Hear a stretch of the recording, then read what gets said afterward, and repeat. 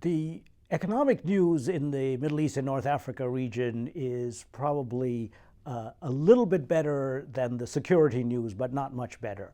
The growth has been extremely low for the last several years, mostly because of the political instability that followed the Arab Spring. And for a while there, the average growth in the region was being buoyed up by the oil exporting nations, the Gulf countries, and to some extent Algeria and others. Now, of course, we're also facing the prospect of lower oil prices, which means that growth in the oil exporting countries is also going to be lower than before, although some countries are going to be growing at 3 to 4%.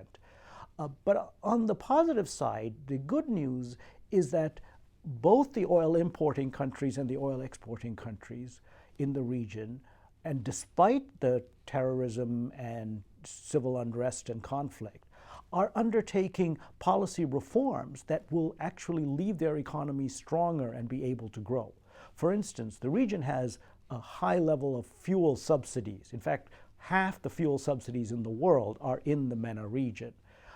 But countries as disparate as Kuwait and Morocco and Tunisia and Egypt are all reducing their fuel subsidies, partly for fiscal reasons. And among the oil exporters, they have to cut back on their expenditures. But others see this as an opportunity to make their economies more resilient and more efficient.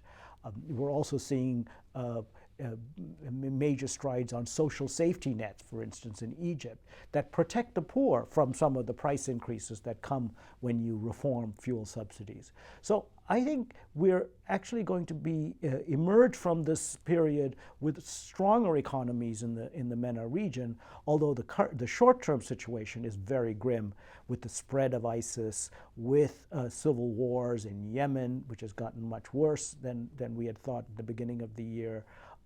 And the terrorist incidents such as the shooting on the beach in Sousse in Tunisia, or the mosque in Kuwait, or the incidents in Egypt recently.